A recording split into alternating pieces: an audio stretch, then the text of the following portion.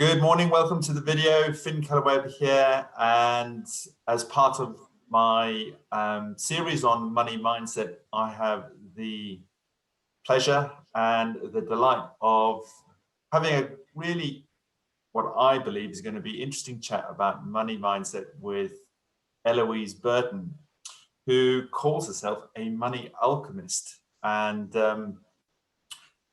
as a very quick introduction, I'm going to get Lou to talk a little bit more about what she does, but in essence, Eloise, I'm going to call you Lou because that's what I'm used to.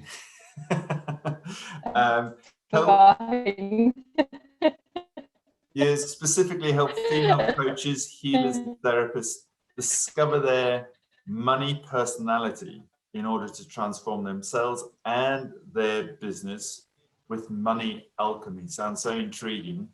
And Eloise has been featured in articles like Thrive Global, and you've got a big following, you've got a great coaching practice, and I'm just really excited to share your take on money alchemy. It sounds so, it sounds magical to me. And I've full transparency, I've had amazing benefits with working with Lou in the past, and it's really opened my ability to receive more money, change my money mindsets, and I'm 100% convinced that it's going to have a big impact on any of you watching today. So after that preamble, great to see you, Lou. But first of all, can you just give us a quick introduction as to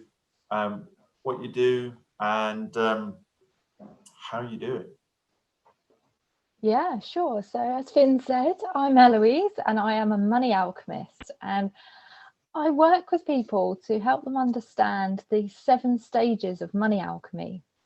Money alchemy is something that I stumbled upon when I was going through some massive money issues myself, consumer debt, and I applied some skills and tools that I'd learned, and through trial and error created what I call money alchemy.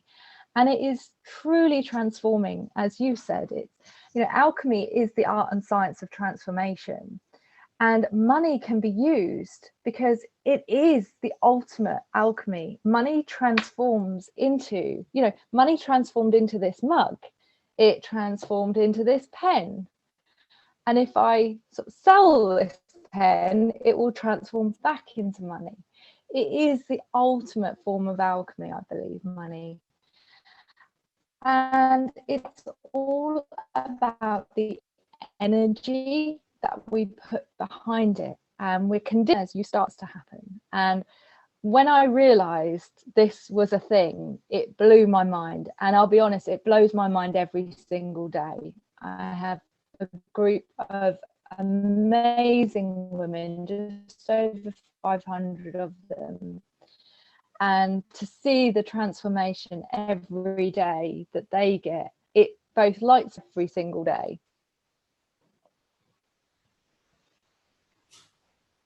Fabulous. So what I think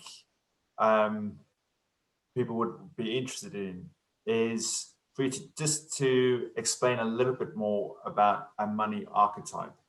And you paid reference to that there's 7 different archetypes. So what are the archetypes we're talking about? So there's 7 stages to money alchemy, but there are 8 sacred money archetypes. And sacred money archetypes are our money personalities. And we each have one. And just like our natural personality, it's not always static. Elements of it may change over time. Mm-hmm. The sacred money archetypes are the first step of money so that you can shine a light on them. Just to see how you behave with money is transformative to a lot of people. So the Sacred Money Archetypes, you can find yours out by going through my assessment, and it's quite a big hefty assessment because it's very detailed and very accurate. And you'll have one of 8 archetypes. So there is the ruler, the accumulator, the alchemist, the celebrity, the romantic, the nurturer, the connector, and there's one that I the maverick. It's funny I couldn't remember that one because you talk a lot about investing, Finn, and the maverick is an archetype that supports people who invest. So yeah, but there's 8 of them, and they sort of conspire for you as a personality, but they can also conspire against you. Like, we all have light and dark in our personality. And sometimes when we're feeling stressed out about money and we're lacking trust, they move to what I call their shadow side. So you start seeing bad habits coming through, self-sabotage, that type of thing. But when we can bring the archetypes, when we can bring the personality into balance, oh, that's my archetype playing up a little bit, so now I'm going to do the opposite of what they're doing to sort of bring it into balance. And you've been through that assessment yourself, haven't you? Yeah. And so that's the first stage in money alchemy, is actually understanding your personality when it comes to money. And you'll look back and you think, oh wow, I've done that all my life. That the way we behave with money is ingrained in us from the day we're born, perhaps even before. You know, there's a lot of research on epigenetics, which takes us back, I think it's 7 generations. So that's you know, that this personality can actually come through. So we're living in a time where our grandparents lived in severe austerity after the wars, and so they were always taught to be very careful with money, that money is very hard to come by, and that's carried through into our generation too. So being aware of that, we can start working on transforming that. Yeah, I think that's such an important point, because in my experience, and also, you know, talking to people in my coaching in the past as well, I think probably a lot of people associate their lack or limitation with money as a self-judgment, and they blame themselves. And what was really fascinating for me was to see that there's a pattern, and often it's a unconscious pattern or program that's running that we have absolutely no awareness about. And what was really interesting is to see once you understand that and you recognize, you can see it, you can start empowering yourself to make the changes, because it's not deliberate, is it? And every time, I think a lot of people think they are just deliberately or making the wrong choices. And for so many, they just don't understand, or they just can't see why those choices are coming into their life. And it doesn't necessarily have to be that way. No, it's like they're running, I think you said this to me when we were talking about another type of mindset work. It's like they're running old software. Yeah. And it's not their fault. They don't know that they don't know there's an upgrade. They don't know it can be changed, that glitch doesn't have to happen every single time. They're just not aware of it. And that, knowing that's why that is the first step in money alchemy. Knowing that in itself is transformative. When you go, oh no, it's not me.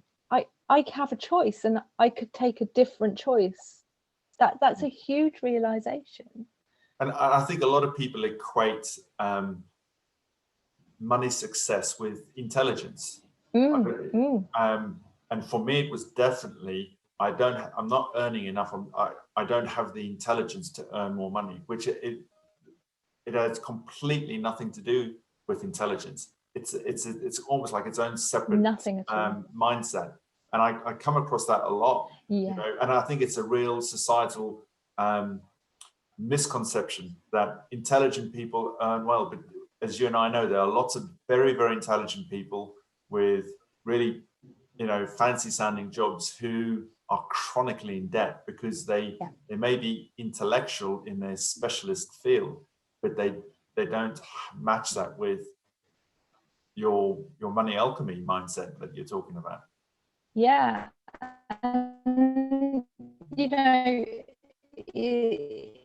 I thought the same, and as a result of that, it's a form of comparisonitis. It's more clever, more intelligent, more capable, but actually the people that make money and hold it, they just believe they can make money and hold it. That's the only difference. Like, they don't have to have doctorates. They don't have to, there are people who have doctorates and don't have a GCSE that don't have that as well. It's all about belief. We're taught to believe whatever we're taught to believe. So wealthy people believe they're wealthy. So even if they lose all of their money, they often quickly gain it back because they just have this core belief that wealth is just some significantly less well-off people. They do things like win the lottery. Not all of them, but a fair proportion of them end up worse off within a few years than when they won the lottery in the first place. And that's because they believe that they aren't wealthy. But they just, I can't cope with this money. It's too much. They have this core belief. The conscious part of their brain thinks, this is amazing. I love it. I love money. But there's something in their subconscious mind that's pushing it away. The subconscious mind, as you know from your work, is designed to keep us safe. And so if we've been infiltrated with beliefs that money is bad, money is hard, money will make us a horrible person, money is the root of all evil, very common, particularly in the UK and Ireland. All of these things about money, our subconscious is going to form the belief that money is dangerous and its sole purpose is to keep us safe. So when money comes to us, it puts up a no entry sign and says, no, you can't come in. And it will have either a physical effect, like you can become very ill when you have money and you don't have the aligned belief from somewhere, and you think, I've got some money, and bump, there goes your bumper, and you need to have it repaired. And it's like proof that the universe tells you you're not supposed to have money. And it's just your subconscious mind pushing it away. And that's what can happen with some people who win the lottery. Their subconscious mind is still believing you can't come in here, you're dangerous. And so it does everything it can to get it away. It's a very powerful, our subconscious is very powerful. And like I said, its sole purpose is to keep us safe. If we believe money isn't safe in any way, why would it let it come towards us? It's, just hearing you talk about that, it just brings back those memories when, we were children, and, all those phrases that were just, rolled out ad infinitum. Money doesn't grow on trees, you need to save, and the list is endless, and I'm sure we've all been subject to them. But what I wanted to ask you as well is, with the money archetypes, once we've identified them, so it's possible to change them? Yes. And is it more process of something that we need to do, and is it or is it more in terms of changing belief patterns rather than taking on new information and knowledge and skills? Because I think a lot of people go, I do want more wealth, so I've got to work harder. I've got to make a sacrifice. And I think that held me back a lot. It was to gain more income. It was because I needed to work harder, and I was lazy because I didn't have enough money. And it was just that vicious cycle. So what would you say to somebody who says, I think as well, people go, yeah, I can earn more money, but it's that deep belief. Yeah, so the first thing to mention is that the archetypes can change, but that's not the goal. The goal is to bring them into balance. So whatever archetypes you've got, it's about balancing them. There are no good or bad archetypes. Each archetype has really excellent points that can make you money. So the goal is to bring them into balance. But when you start bringing them into balance, you might see another one creep up, because we have 3 in play at any one time. So that the goal is to bring them into balance. There's no good or bad archetypes. But so every archetype, every money personality has the ability to make money, every single one. And that's really important to know, because a lot of the archetypes have this belief that they're not good with money. It's something that they've told themselves. So remember my dad telling me I wasn't good with money, because as soon as I got my pocket money, it was gone. It like fell through my hands like water. So I had that belief that I wasn't good with money, and I found it was.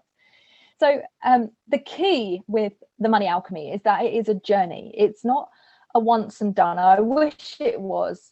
It's not once and done. Money alchemy is a process that you go through to enable yourself to not just make more money, but to feel good about money, so that you realize you don't have to work harder to make money. Money just starts to flow towards you, because like I said, our subconscious got the doors closed at the moment, and you might open it a bit and it trickles. And the more you open your subconscious mind, the more money can flow through you. And that's the goal. So if you want to make more money, you need to start working on becoming aware of your patterns. And you also need to open up to a different way of seeing money.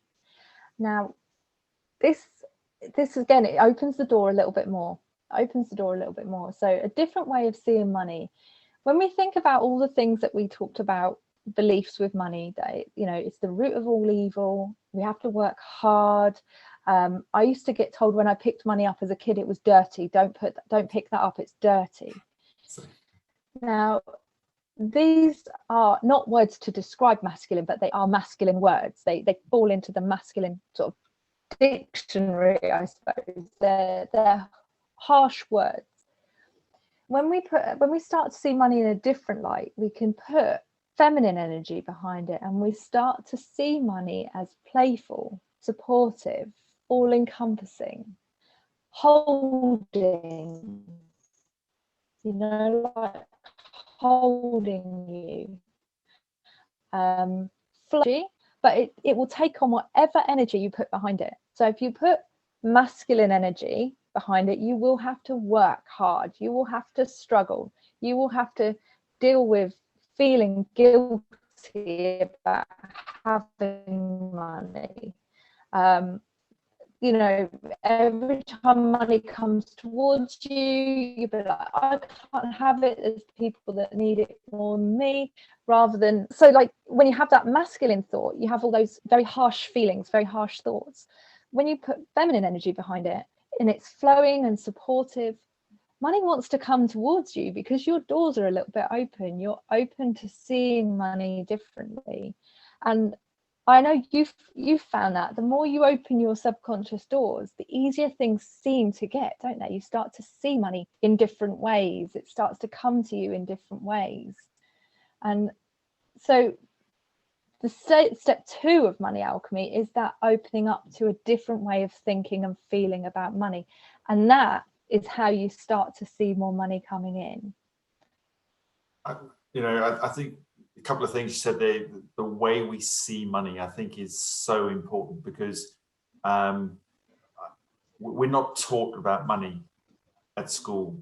And depending on the environment we're brought up in, there is a very limited perspective on how money is viewed. And one of the things you taught me was to appreciate money, but not to appreciate as something to achieve an end result, but actually the words used were supportive and nurturing, and it's there to hold you and to facilitate your journey. It's a relationship, and I think you talked about it in terms of a human relationship. How would you treat your partner? How would you treat somebody you were in love with? I'm not saying that we've got to fall in love with money. Some people are, but it's that the dynamics of the relationship. Whereas, I think for many, money is this thing here, I'm over here, and there's a separation between money and our identity and how we relate to it.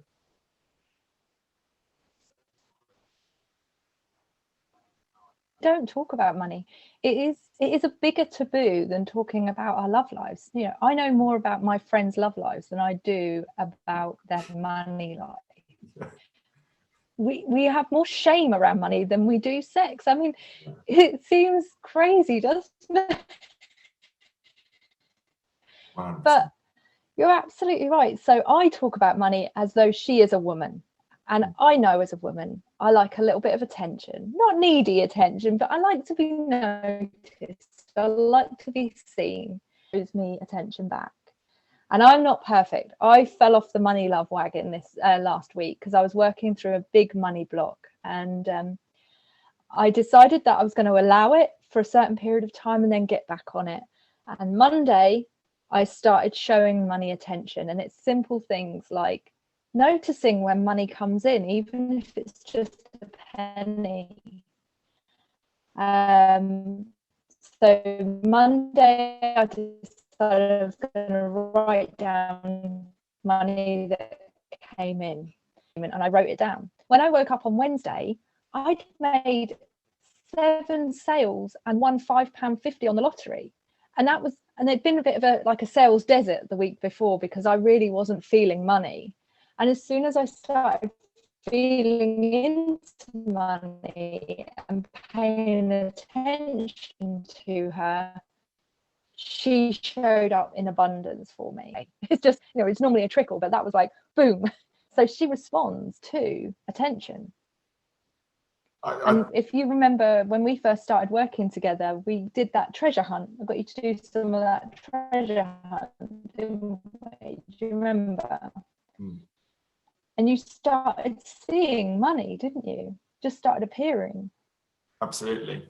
I think the thing here is that people read a lot about the law of attraction and how to attract wealth and abundance into you, and I went down that path as well, and all of the books and said you've got to feel it. You've got to feel it. Yeah. But when your bank account is saying 0 and you're not getting any sales in, and you're scrabbling around and you're worried about the bills and the debts and so on, it's really difficult to put yourself into that state of feeling. And that's what I found. And I thought I really struggled with how am I supposed to feel abundant when the evidence is telling me that I don't have any. And I was in this vicious cycle. But the way you explained it and the way you got me to think about money really facilitated that whole process. And it was just a matter of actually seeing what the obstacles were and removing those obstacles. And it just seemed a far more natural process to engage with. And it's so subtle, isn't it? Very subtle. It's just a small shift in our thinking and perception, which can really unlock a massive generational approach and philosophy around wealth. And I think that's so important for people because, as you said, we do not talk about this. And it was difficult for me initially to talk about because there was so much shame and blame associated with it. But my belief is that our birthright is to claim the prosperity and abundance that we were born with. And that includes not just money, it includes, everything. Love and peace and health and connection and joy, all of those sort of things. And why should money be any different? Exactly. And the reason we're also taught that we will only believe things when we see it.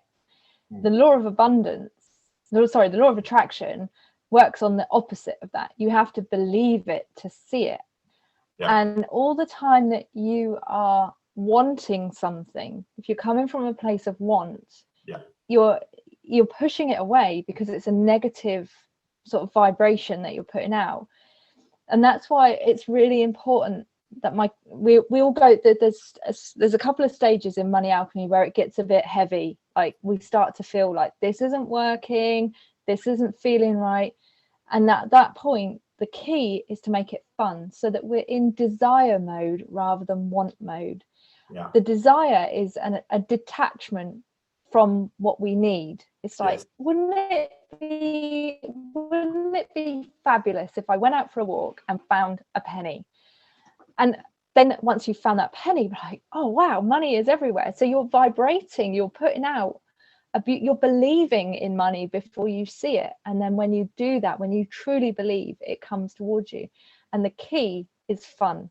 It's having fun with money and not making it, like you say, you think, well, yeah, it's all very well you saying you know, money's lovely, Eloise. You're saying it's lovely, but I've got nothing. I've got less than nothing. That's not fun. So we take this for that, doesn't it? It's quite magical. Well, I think we've got to. Oh, you're back. We lost you for a second there. I love that. It's got a bit glitchy, hasn't it? Yeah, I love that bit where you say money is magical, because I'll share a little story. You know, talking to the kids the other day, and we were talking about wealth, and they said, "Are we going to be rich?" And I said, "Yes." And I said it with just, you know, it came from my heart, and it came from just real belief. And they had no preconceptions about, you know, possible blocks or limitations around that.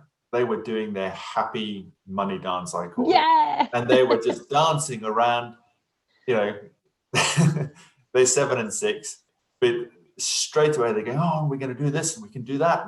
And it was such a contrast to what the way I used to behave around money and what I see in other people. You know, it's magical and can be fun. And, you know, if you say to somebody, here's a lump of cash, go and have some fun with it, you know, most people would be able to have a lot of fun with it, but they treat it as a one-off, you know, experience or idea. And this whole notion that creating money, using money, making money work for you, doing good with money, something they could have, is a fun thing, you know, is a fun thing. Yeah. And that happy dance thing is a core part. I say this jokingly, but it is a core part of money work. It's so important to celebrate everything about money. Like, even if you find a penny, do a happy dance. Even if you get a penny in interest in your bank account, celebrate it, because again, it gets you into that desire. You desire more rather than need more, want more. You're desiring it, and it's showing money attention, and she loves attention. So, and positive attention is even better. So I love that your kids are doing the happy dance. Keeps me on my toes. So Lou, what one tip would you offer to people who are watching this and going, okay, how can I start changing my money mindset? How can I start to view money differently so I can start to increase my wealth? Yeah, so I think that's a really good question. And the one thing that I like to get people to do first of all is to write down all the times money's been there for them.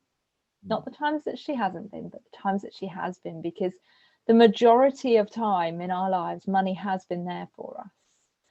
There are exceptions, of course, but for most of us, money has been there.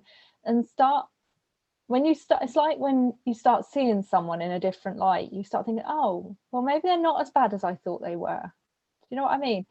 And so write down all of the times that money has been there for you. When I started doing this, I realized just how much I'd had in my life. Now, I hadn't treated her very well, but she'd carried on showing up for me. And the other thing to do is to find your money personality so that you can see what your skills and gifts are, but also what might blindside you, where you might be challenged, where you might be repeating old patterns. And as soon as you can see them, you can start bringing them into balance. So yeah, it'd be write down all the things that, all the times that money has been there for you, and find out your money personality, your sacred money archetype, so that you can start understanding it's not you, and it's a choice now. It's a choice. You don't have to stay where you are. And how can people get hold of that money archetype? So you can get that on my website, which is www.fearlesslyfeminine.me/SMA assessment, or you can just go to the website fearlesslyfeminine.me, and it's on that first page. Brilliant. That's a long website address. Yeah, I will put the links in the comments below this video as well. Brilliant. Where you can access it. And Luke, you know, on a bit of a personal, when you started this journey, okay,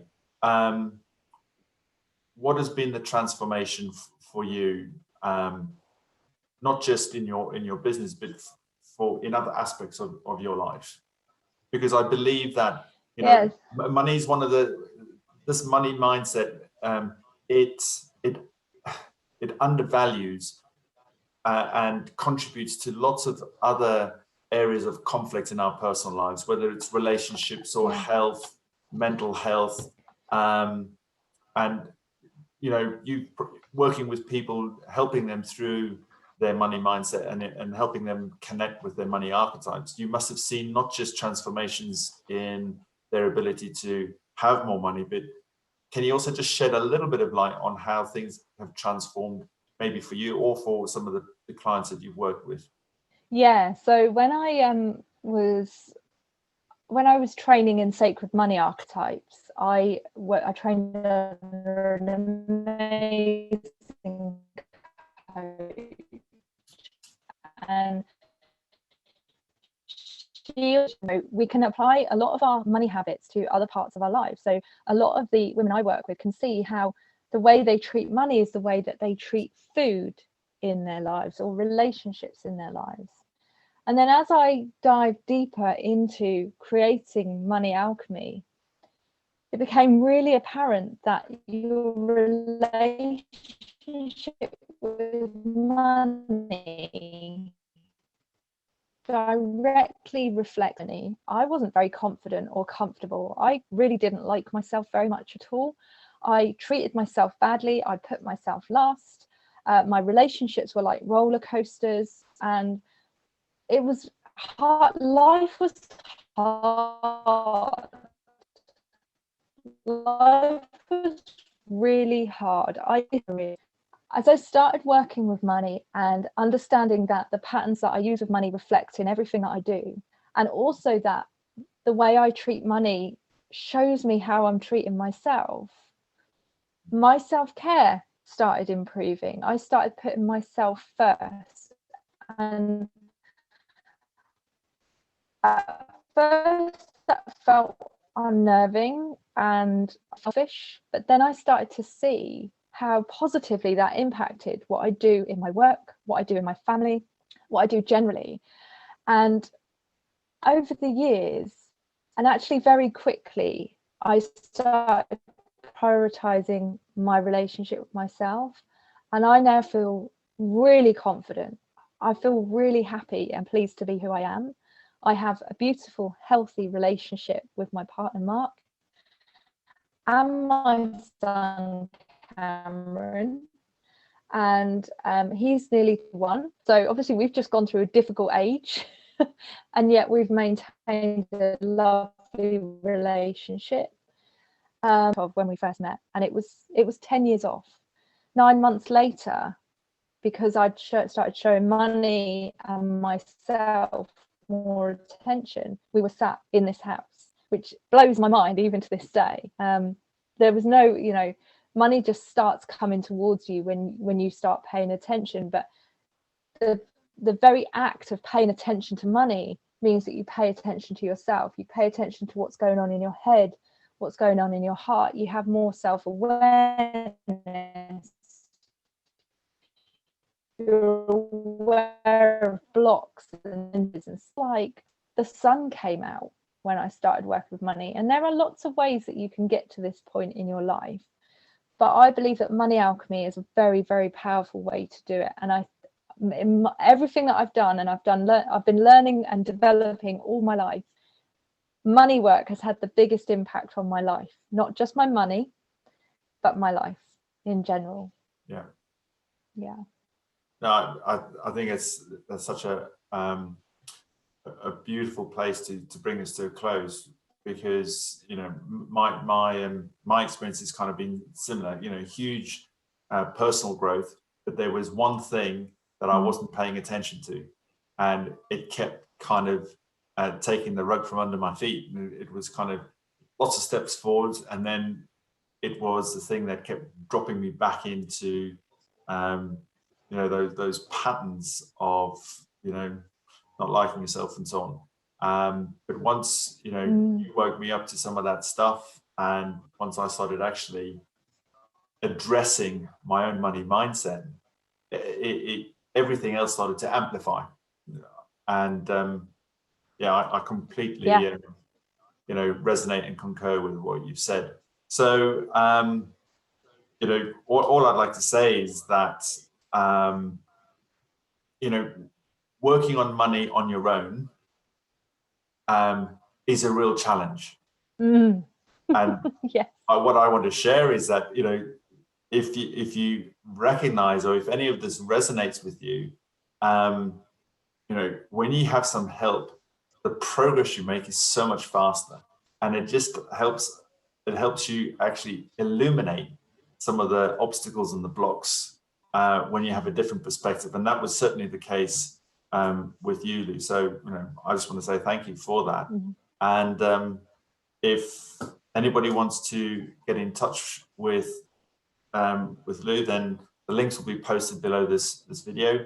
And I also know that do you have any offers, Lou, before we go? Yeah, so at the moment, I run the Money Alchemy Academy at this moment in time, which is March 2021. It's currently closed, but I'm going to be reopening it again in June. And that is a gorgeous 12 program of money alchemy, and it's transformative. And in my group, the ladies are constantly sharing their wins, and it's just a magical place to be for 12 weeks. And you end up with a lovely toolkit of things that you can use when you do fall off the money wagon, because we're going to fall off the money wagon because everything else gets in our way and we forget to do it. So got the Money Alchemy Academy. I'm offering as well, I created the Essence and Energy of Money cards, which are gorgeous. They had to feel gorgeous as well as look gorgeous. And they are cards that you can just pick to work with one a day, or if you're a card reader, you can do readings with them. And these are available on the website as well. And the people that have these find these really, really useful as a daily tool to get into the money zone. And the box is pretty epic as well. Awesome. It's all blingy. Fabulous, fabulous.